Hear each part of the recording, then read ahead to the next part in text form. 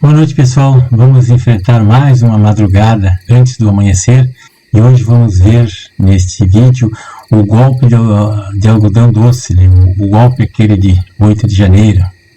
Então, antes disso, preciso dizer que o direito penal é o direito natural, né? O direito natural, ele é divino, foi fundado por Deus e existe desde o nascimento da humanidade, do primeiro homem. E significa o direito à vida, o direito à liberdade de expressão, o direito à legítima defesa, o direito à reprodução. Então, todos esses direitos humanos, assim, que são naturais, que não foi o homem que criou. Quando o homem surgiu, esse direito já existia. Não é nem um parlamento, nem o STF que criou esses direitos. Então, nós vamos falar de direito natural. E vamos enfrentar também esse problema do golpe do algodão doce, que está aí na capa do vídeo, né? Esse vídeo é feito de madrugada para atingir aquelas pessoas daquela faixa etária, dos mais veteranos, né, de 60 anos ou mais, pessoas que viveram momentos difíceis e momentos bons do país e que nunca tinham visto uma ditadura comunista como nós estamos vivendo hoje. Então nós vemos agora a morte clínica da justiça no nosso país. Então o que fez o Brasil de hoje viver um dos piores momentos de vergonha e a postura passiva e santuária da sociedade civil, diante do crescente desequilíbrio mental da nossa Suprema Corte, né, a Corte Maior. Então não entra na cabeça de alguém que um ministro lá da Suprema Corte receba revistas, gibis, palavras cruzadas, que seria para levar para militares presos na cadeia, oficiais superiores. E para espanto de todo mundo, esse ministro proibiu que as pessoas tivessem dentro das celas um gibi para ler, um joguinho, um ventilador. É um absurdo o que eles estão fazendo. Nem palavras cruzadas o preso tem direito a fazer dentro da cadeia. Isso, estamos falando de oficiais superiores das Forças Armadas, nem estamos falando de presos comuns lá, aquelas pessoas comuns que estão presas lá. O que diria um jurista da Suprema Corte dos Estados Unidos sobre um caso desse, né? Uma Suprema Corte se metendo em joguinho, né? E dizendo que isso aí é para defesa da democracia. Mas vão catar coquinho, né, pessoal? Então eu sempre digo, vou deixar essa frase registrada para todos aí, anotem, parodiando o que disse, eu acho que foi Shakespeare que falou isso aí. O inferno está vazio, todos os demônios estão no Brasil. Só que o contexto da frase não era esse, mas dá pra gente interpretar essa frase com essa assertiva aí, né? Então, o fato é que o fenômeno, né, esse fenômeno que eu falei ali, dos presos, do ventilador, acaba de acontecer justamente com pessoas do nosso exército brasileiro que estão presos sob suspeita, né, de terem participado de um golpe que não existiu, né, a mais notável da história universal. É o mesmo que se conhece há tanto tempo, um golpe que não foi dado, um golpe sem organização, um golpe que não foi planejado, um golpe que está apenas previsto na Constituição, no artigo 136, que seria a aplicação de um estado de defesa, um estado de sítio para preservar a democracia ante um descalabro que aconteceu aí, que todo mundo sabe, e agora está vindo à tona, estão denunciando até do exterior, as falcatruas que fizeram aí para eleger ou para nomear esse sujeito que assumiu o poder aí. Então essa história de golpistas, de antidemocráticos, isso aí tem outro nome, pessoal. Então agora, claro que eles não vão anistiar essas pessoas, e aí a situação vai ficar mais feia ainda, né? Então eles vão ter que esconder isso para debaixo do tapete. Então, o que mais chama atenção nesse desvario que aconteceu aí foi o fato desses golpistas aí não terem praticado golpe nenhum, né? Que é apenas uma extrema alucinação da própria polícia do STF, que chegou a apresentar estilingues e bolas de gude como armas do golpe de 8 de janeiro. Então tinha a Bíblia, tinha a bandeira do Brasil, tinha a garrafa d'água, E tudo isso eram armas para derrubar uma república maravilhosa. E de novo, não há um registro na história universal de um golpe de Estado dado com estilingues ou com bíblias, ou coisa dessa natureza. E é uma coisa patentemente ilegal de estarem sendo julgados no STF pessoas sem fóruns privilegiados, pessoas comuns aí, que apenas participaram lá de uma manifestação e depois foram todos convidados a fugir das bombas e entrar para dentro dos prédios públicos e depois presos em flagrante 24 horas depois. Você viu disso? Então, qual é o nexo que tem o Estado brasileiro pagar 900 milhões por ano para manter um Supremo Tribunal Federal que agora quer usar até carros blindados, que usa todo aquele aparato, né, para decidir, né, sobre se o preso tem direito a receber ou não um livrinho de palavras cruzadas, ou se o preso tem direito a ter um ventilador ou tem que morrer com 60 graus de calor numa cela 2x2. Isso é um verdadeiro absurdo, né? Tortura pura e simples, né? Então essa é a Suprema Corte do Brasil que nós estamos vendo aí. E o pior de tudo isso é que não se acha, honestamente, não se acha como acreditar numa proibição do senhor Alexandre de Moraes, que isso aí possa ajudar de alguma maneira na segurança pública do país, ou na preservação da democracia, ou na defesa das instituições, ou coisa parecida, né? São 200 milhões de cidadãos que esperam pela paz, esperam pela liberdade, esperam pela democracia, esperam com o fim da roubalheira e políticos ladrões que tomaram conta da República. Então eles vivem dizendo aí que é preciso proibir os gibis para garantir a democracia, como esses oficiais que foram presos lá, eles poderiam fugir do Brasil. Um oficial da ativa vai fugir do Brasil? De que jeito, né? Não tem cabimento uma coisa dessa.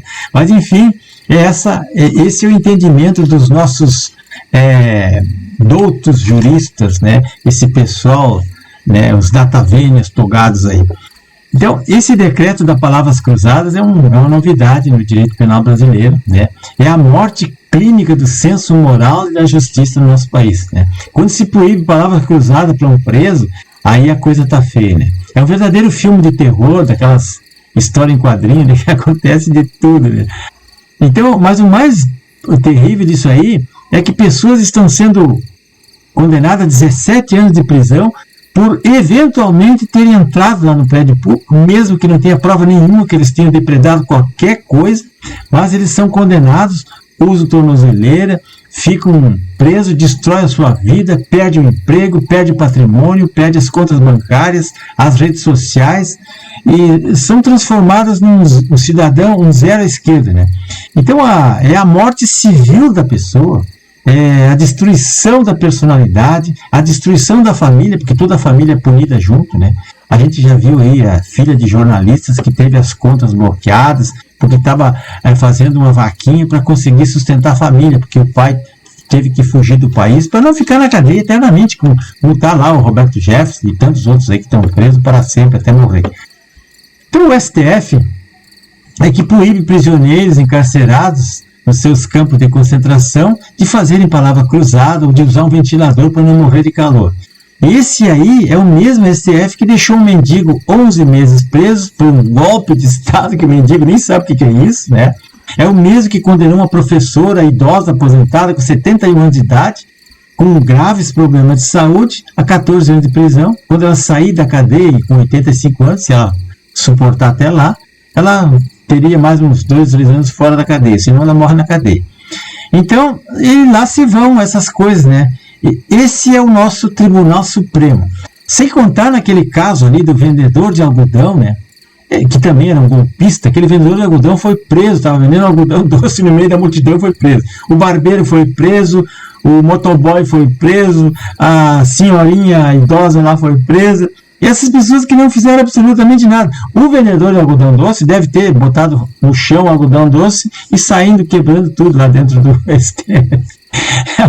Então, como se isso fosse materialmente possível uma pessoa dessa fazer alguma coisa, né? pessoas que não têm antecedentes policiais, nunca fizeram nada, não são políticos, não são coisa nenhuma, mas esses são os condenados pelo golpe que o STF encontrou. Esses são os criminosos, os golpistas que eles tanto falam aí, né? Então, nunca vai ser esquecido na memória do povo brasileiro que eles transformaram o tribunal numa Gestapo, pegaram a Polícia Federal e transformaram nos capanga, né, na República Tupiniquim das Bananeiras, para perseguir pessoas, para fazer repressão política, combater os adversários do descondenado que está no governo. Nunca vi um país tão esculhambado, ninguém vai ver jamais uma coisa que chegou, né, nesse estado. E nós, por isso que estou aqui de noite, estão ouvindo o canto dos grilos aí, de madrugada, para falar isso para vocês, para quem quiser ouvir, que nós temos que manter os olhos bem abertos, porque a situação não vai melhorar, né? E eles estão fazendo de tudo para se manter eternamente no poder, né? E isso está mais do que claro, né? Então, nada disso teria chegado a esse ponto se não houvesse a participação direta, né, do Supremo, que por sinal continua tratando aquele caso das imagens lá de Roma, como se fosse possível uma pessoa fora do país que xingou o ministro e estar atentando contra as instituições democráticas. Uma coisa não tem nada a ver com a outra. Senão, qualquer dia, se continuar com essa batida aí, o dia que assaltarem a camareira lá, ou a cozinheira de um ministro, lá, a lavandeira de um ministro, vão dizer que isso aí é um atentado contra a instituição e o batidor de carteira vai ser julgado pelo STF que assaltou a empregada doméstica de um ministro. E a coisa vai desse jeito. O Pretório Excelso vai dominar o país em todas as esferas, né? Política, econômica, religiosa, social, ideológica, tudo.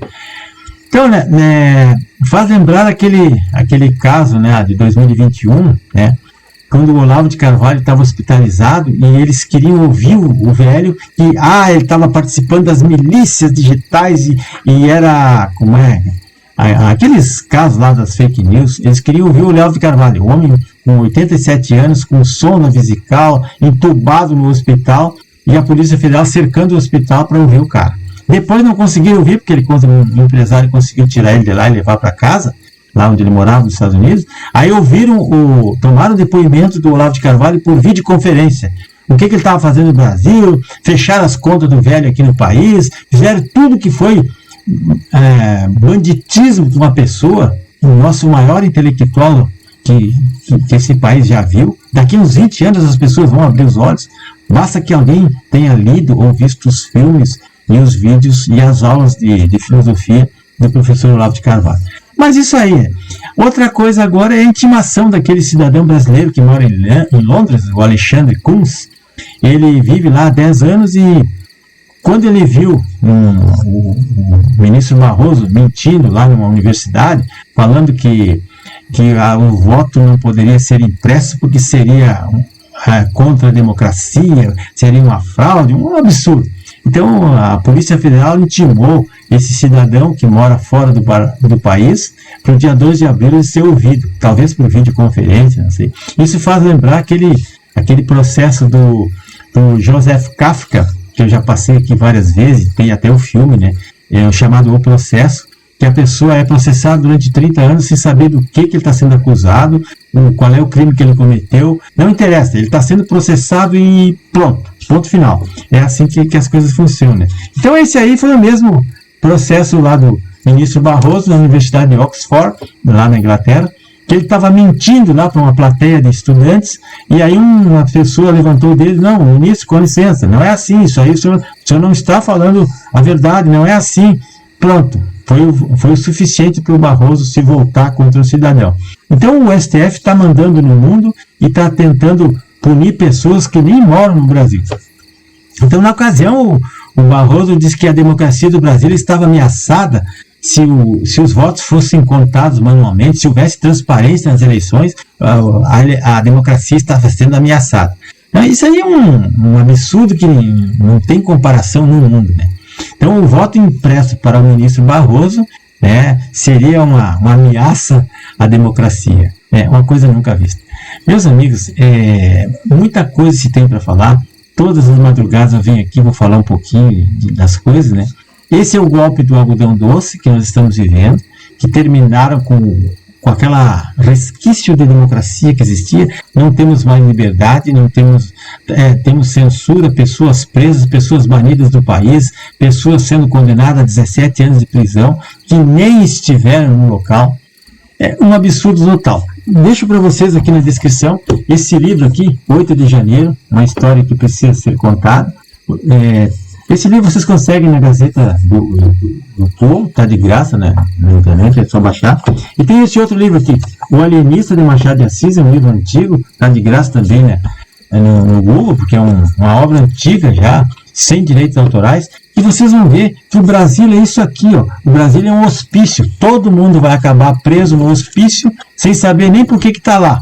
Mas a pessoa responsável, o louco mor, bota todos os outros na cadeia porque eles pensam que todo mundo é igual a ele. E não é assim que as coisas funcionam. E vou deixar um filme também aqui, Um Homem que não vendeu sua alma. É uma história do Thomas More, aquele é um santo, né? Santo inglês, que escreveu aquele livro, A Utopia. Tem um filme maravilhoso desse cara. É um filme inglês.